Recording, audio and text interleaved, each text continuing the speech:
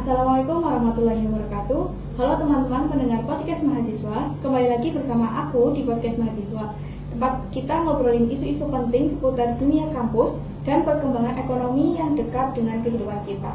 Pada episode kali ini, kita akan masuk ke sebuah topik yang super relevan untuk generasi muda, yaitu kenapa sih pemuda, termasuk mahasiswa, masih enggan terjun ke sektor ekonomi kerakyatan? Padahal ya teman-teman, ekonomi kerakyatan itu adalah fondasi utama perekonomian Indonesia. Banyak banget peluang, dampak sosial, bahkan potensi keberlanjutan yang sebenarnya sangat cocok dengan karakter pemuda. Nah, untuk bahas ini, aku nggak sendirian. Sudah hadir dua narasumber keren dari jurusan mahasiswa ekonomi syariah UIN Seizu. Mas dan Mbaknya bisa perkenalan dulu. Halo semuanya. Perkenalkan, nama saya Nuriski Iman Saputra, mahasiswa Ekonomi Syariah UIN Seizu Purwokerto, semester 5. Semoga obrolan kita bisa membuka cara pandang baru tentang ekonomi kerakyatan. Hai pendengar podcast mahasiswa, perkenalkan saya Nelly Segia Kustina. Saya merupakan salah satu mahasiswi Ekonomi Syariah semester 5 UIN Seizu Purwokerto. Terima kasih banyak karena sekarang saya udah diundang oleh Mbak Rona untuk berbincang-bincang asik terkait tema yang sangat seru. Nah, hari ini kita bakal bahas mulai dari apa itu ekonomi kerakyatan, kenapa pemuda kurang tertarik, sampai solusi biar sektor ini bisa lebih menarik buat kita semua. Oh ya, ini aku panggilnya Mas Rizky dan sama Mbak Nelly, nggak apa-apa kan ya? Aman. Oke, biar pembahasan kita punya pijakan yang sama, menurut Mas Rizky sama Mbak Nelly, selaku mahasiswa ekonomi syariah, apa sih sebenarnya ekonomi kerakyatan itu? Secara sederhana, ekonomi kerakyatan itu sistem ekonomi yang menempatkan rakyat sebagai motor utama ekonomi. Fokusnya bukan cuma profit, tapi juga kesejahteraan, pemerataan, dan keberlanjutan. Dari perspektif syariah, ini sejalan dengan prinsip maslahah, keadilan, dan pemberdayaan umat. Contohnya, bisa kita lihat dari Koperasi Unit Desa atau KUD, Sumber Makmur di Banyumas. Koperasi ini bantu petani lokal dalam akses pupuk dan pemasaran hasil tani. Pada tahun 2023, omsetnya naik sebesar 25% setelah memakai aplikasi digital untuk anggota. Jadi, kalau dikelola secara adaptif, ekonomi rakyat bisa maju sekali. Menarik banget nih. Kalau dari Mbak Nelly sendiri gimana? Kalau dari saya pribadi sendiri itu sependapat ya dengan Mas Rizky. Tapi selain itu kan ekonomi kerakyatan mencakup terkait UMKM, koperasi, terus juga usaha kecil yang berbasis kerakyatan, terus juga adanya pertanian rakyat. Nah, di sini itu hal yang penting bukan terkait skala usahanya itu sudah berapa, tapi seberapa banyak masyarakat yang terlibat dalam hal ini. Jika misal masyarakat yang terlibat itu banyak, maka otomatis ini struktur ekonominya juga semakin tinggi. Tapi sayangnya ya sekarang bagi mahasiswa maupun pemuda itu justru malah merasa bahwa sektor ekonomi kerakyatan ini merupakan sektor yang nggak modern. Padahal kalau misal kita ya selaku pemuda ataupun mahasiswa melakukan inovasi terus juga bisa mengelolanya dengan baik, maka itu ekonomi kerakyatan ini malah memiliki potensi untuk meningkat, untuk membuka lapangan kerja kepada yang lainnya, terus juga untuk memperkuat ekonomi nasional ke dalam PDB sendiri. Gitu. Jadi ekonomi kerakyatan sendiri itu memang ada nilai sosial yang kuat ya? Betul banget, tapi balik lagi ke yang tadi bahwa sekarang mahasiswa juga pemuda itu melupakan terkait hal itu. Nah, masuk ke isu utamanya nih. Menurut kalian, kenapa sih banyak pemuda atau mahasiswa yang nggak tertarik di sektor ekonomi rakyat? Menurut saya sendiri, generasi kita ini sudah terpapar dengan budaya yang instan. Maunya cuan cepat, kerjaan yang mudah, brand yang besar, dan kerja yang keren.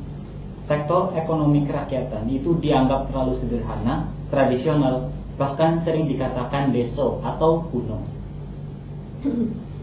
Selain itu juga di sini mahasiswa maupun pemuda itu banyak yang gengsi, mereka lebih tertarik ke startup digital, terus juga perusahaan besar, juga ke konten kreator, karena apa ya, karena zaman sekarang itu siapa sih yang nggak tahu terkait startup digital, terus juga perusahaan-perusahaan yang besar, sama satu lagi itu content creator.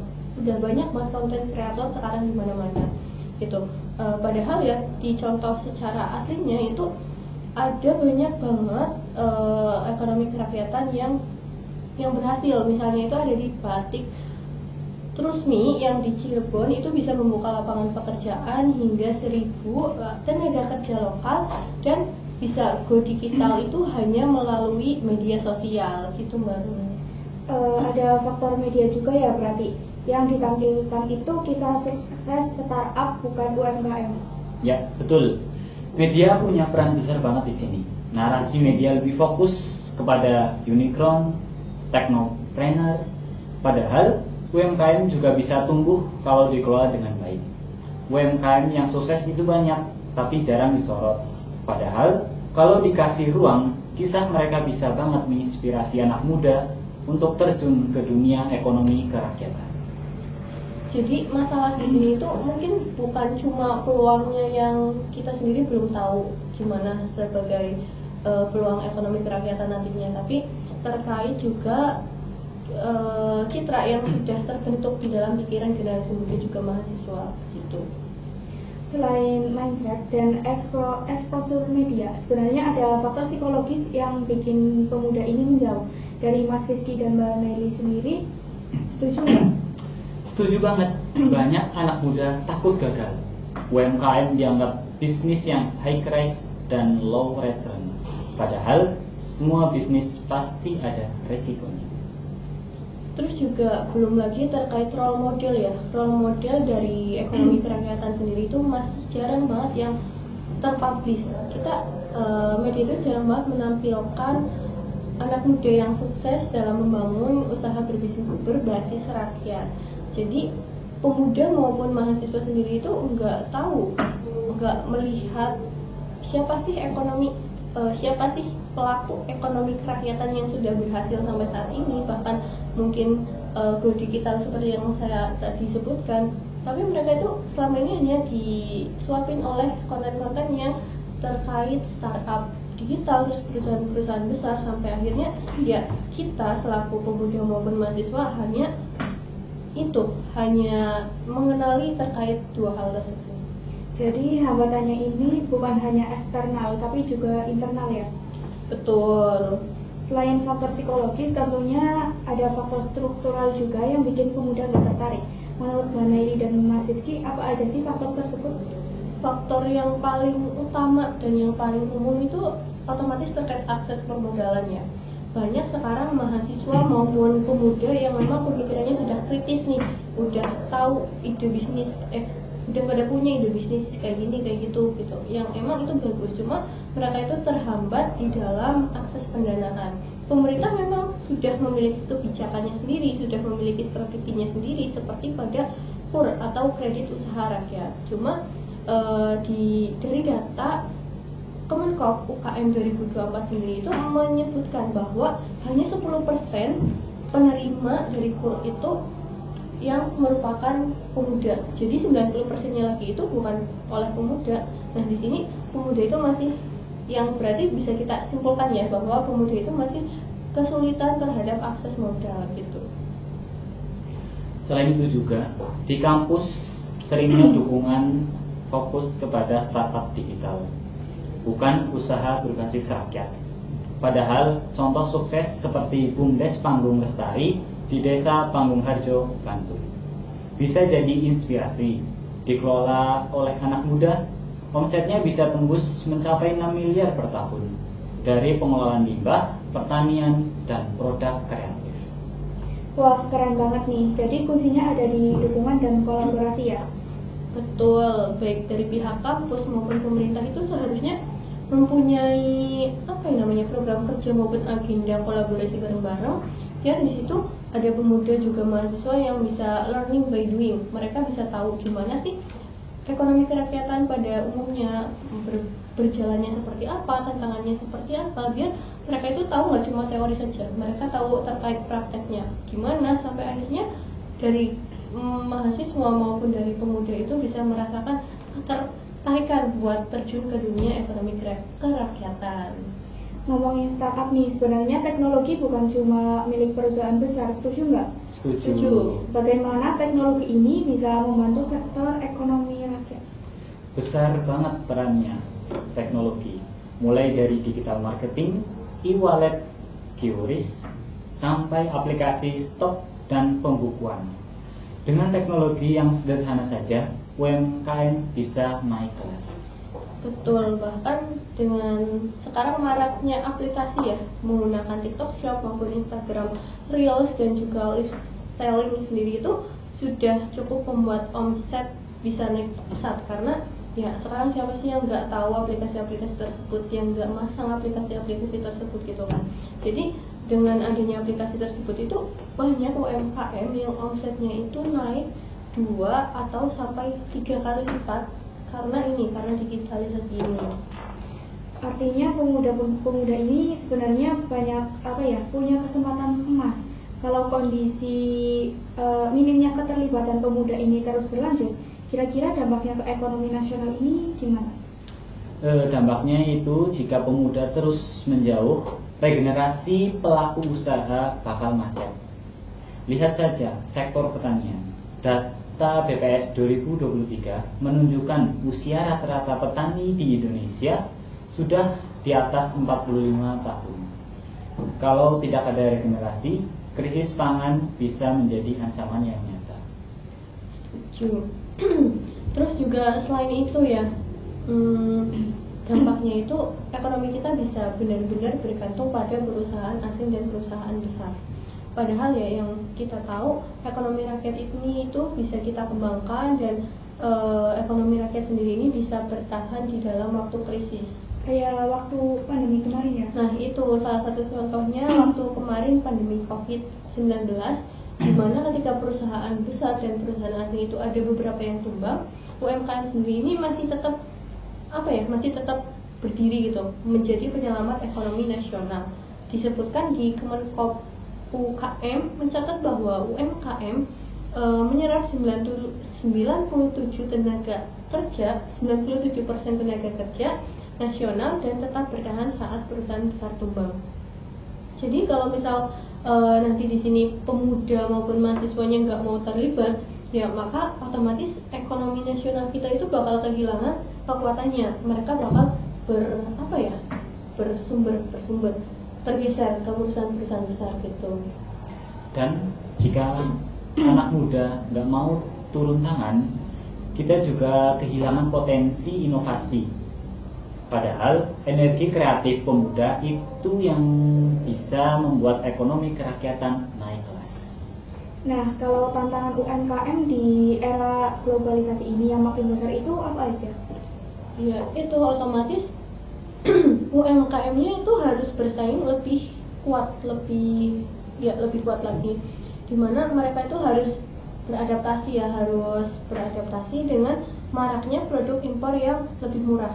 Sedangkan kita sendiri tahu di sini gimana sih produk bahan baku untuk menjadi sebuah produk itu seringnya mahal ya. Jadi otomatis nilai jual dari produk tersebut juga mahal. Dan di situ tantangan buat UMKM, gimana mereka harus menyesuaikan dengan produk impor tersebut dan adaptasi lah intinya, karena di sini juga konsumen itu sering banget berubahnya secara cepat.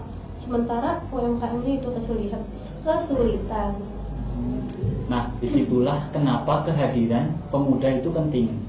Mereka dapat membantu untuk membranding, packaging, riset pasar, sampai dengan strategi marketing online. Kalau udah seperti ini, gimana caranya biar sektor ekonomi kerakyatan ini bisa lebih menarik buat pemuda, khususnya mahasiswa? Yang pertama, ubah cara pandang terlebih dahulu. Ekonomi rakyat itu bukan kuno, tapi sustainable. Kampus bisa membantu dengan membuat program yang lebih membumi, seperti student vendor desa atau magang di koperasi. Terus juga kembali lagi ke persoalan yang tadi ada terkait pendanaan. Di sini juga dari kampus ya itu bisa, kampus dan pemerintah lah itu bisa melakukan program pendanaan seperti pada PMW atau program mahasiswa wirausaha yang terjadi di UGM maupun di IPB. Itu tuh program yang bagus karena di situ mahasiswa bisa belajar ya, mereka bisa membuat produknya mereka, terus juga meningkatkan produknya mereka yang emang dalam masih skalanya mikro gitu. Jadi di sini bisa dicontoh oleh universitas-universitas yang lainnya, baik itu perguruan tinggi negeri maupun swasta, baik Islam maupun yang non Islam, itu bisa banget untuk ditiru biar dari mahasiswanya memiliki ketertarikan yang lebih. Terus juga kalau ini dikaitkan dengan UMKM lokal, itu kan efeknya bakal lebih besar ya. Nah itu anak muda juga bisa membantu digitalisasi UMKM. Lihat saja contohnya seperti GoFood dan Tokopedia. Ribuan UMKM naik omsetnya menjadi 2-3 kali lipat setelah go online. Kolaborasi digital dengan UMKM bisa membantu mahasiswa untuk menambah pengalaman. Ya, di sini selain hal-hal yang tadi udah disebutkan, bisa juga dengan dibuatkannya komunitas ekonomi mahasiswa atau komunitas ekonomi pemuda. Biar dari mahasiswa dan pemuda ini ketika membangun ekonomi sektor kerakyatan, mereka bisa saling barter ilmu ataupun barter terkait yang lainnya. Jadi mereka itu nggak merasa sendirian di sini untuk menjaga si sektor ekonomi kerakyatan ini, tapi mereka punya teman-teman yang lainnya yang senasib sepenanggungan gitu terkait ekonomi kerakyatan gitu. Nah, biar anak-anak muda makin terbuka wawasannya, sebenarnya peluang karir di sektor ekonomi rakyat itu banyak banget ya. Bahkan bukan cuma soal berdagang atau buka UMKM saja. Betul banget. Justru di era sekarang, ekonomi kerakyatan membuka begitu banyak profesi baru yang gak kalah keren dari karir di koperasi yang besar. Misalnya, yang pertama, konsultan pengembangan UMKM. Yang kedua, manajer koperasi modern. Yang ketiga, pendamping desa profesional. Dan yang keempat, digital UMKM spesialis. Dan yang kelima, social entrepreneur. Dan yang terakhir, product development desa. Selain itu juga sekarang kan lebih terbuka, lebih banyak banget kesempatan terkait ekonomi kerakyatan ini. Ada kebutuhan akan analisis bisnis BUMDes, maupun sekarang kan lagi gencar-gencarnya adanya koperasi merah putih. Itu juga memerlukan analisis bisnisnya sendiri kan untuk membuat suatu produk yang ada di desa tersebut, apakah ini kayak gini, kayak gitu kan. Terus juga dibutuhkannya terkait fasilitator keuangan mikro dan juga research terkait ekonomi komunitas yang makin banyak dibutuhkan pemerintah maupun lembaga internasional saat ini. Nah, tapi sayangnya di sini yang mahasiswa itu nggak sadar ya kalau skill yang mereka punya itu seperti desain grafis, marketing, komunikasi maupun riset itu benar-benar dibutuhkan oleh UMKM dan koperasi. Artinya tanpa mereka mahasiswa maupun pemuda memiliki modal yang besar, mereka itu bisa membangun karir yang stabil dan bermanfaat di sektor ekonomi kerakyatan ini gitu. Karena kalian dari ekonomi syariah, menarik banget kalau kita bahas bagaimana nilai-nilai Islam sebenarnya sangat mendukung ekonomi kerakyatan. Menurut pandangan Islam, ekonomi itu nggak hanya soal untung maupun rugi. Ada misi besar yang menjaga maslahah atau kemaslahatan umat. Ekonomi kerakyatan sejalan dengan maqasid syariah, terutama menjaga harta, keadilan, dan kesejahteraan sosial. Sistem seperti koperasi syariah, BMT, hingga pembiayaan mikro syariah sebenarnya merupakan bentuk nyata implementasi ekonomi rakyat dalam perspektif Islam. Prinsip seperti ta'awun atau tolong-menolong, keadilan, dan amanah atau tanggung jawab itu bisa menjadi fondasi ekonomi kerakyatan. Betul, terus juga dalam koperasi syariah ini pembagian hasilnya itu kan dilakukan secara transparan ya, dilakukan dengan sesuai dengan kontribusi yang anggota berikan, bukan dengan penguasaan modal. Ini itu beda banget dengan ekonomi kapitalistik yang mana ekonomi kapitalistik itu cenderung buat mengeksploitasi ya kan kekayaan yang ada gitu.